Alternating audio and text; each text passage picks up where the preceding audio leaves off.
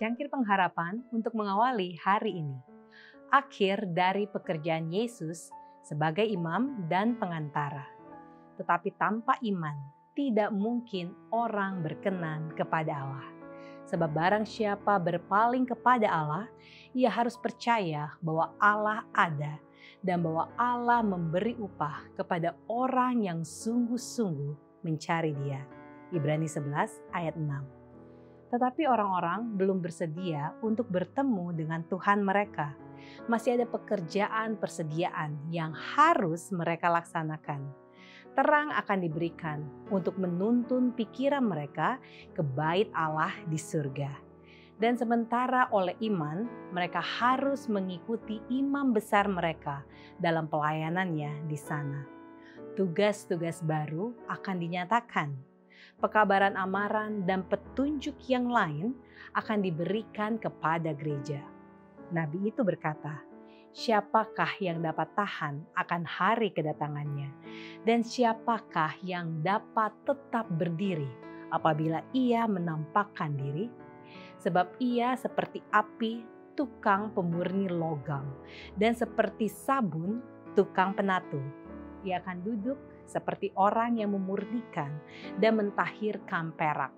Dan ia akan mentahirkan orang Lewi, menyucikan mereka seperti emas dan seperti perak, supaya mereka menjadi orang-orang yang mempersembahkan korban yang benar kepada Tuhan.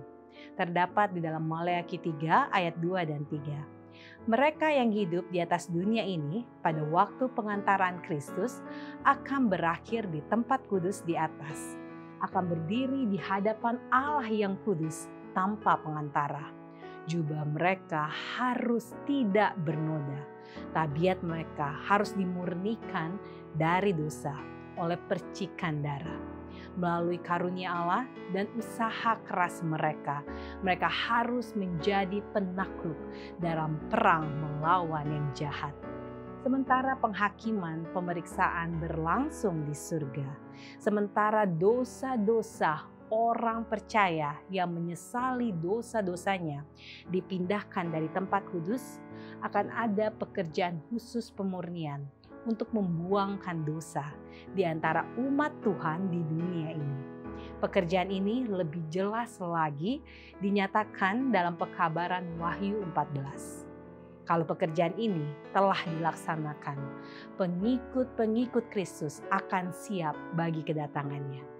Maka persembahan Yehuda dan Yerusalem akan menyenangkan hati Tuhan seperti pada hari-hari dahulu kala dan seperti tahun-tahun yang sudah-sudah.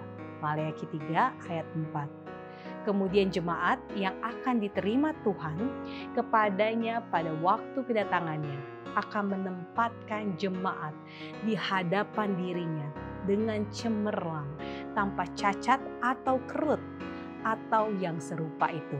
Efesus 5 ayat 27. Kemudian jemaat itu akan muncul laksana fajar merekah, indah bagaikan bulan purnama, bercahaya bagaikan surya, dahsyat seperti bala tentara dengan panji-panjinya. Kidung Agung 6 ayat 10. Selain kedatangan Tuhan ke dalam bait-Nya, Maleakhi juga meramalkan kedatangannya yang kedua kali. Kedatangannya untuk melaksanakan keputusan penghakiman. Maleakhi 3 ayat 5. Ini semua terdapat di dalam Alfa dan Omega, jilid 8, halaman 445 dan 446. Demikianlah renungan kita pada hari ini. Selalu mulai hari Anda dengan secangkir pengharapan.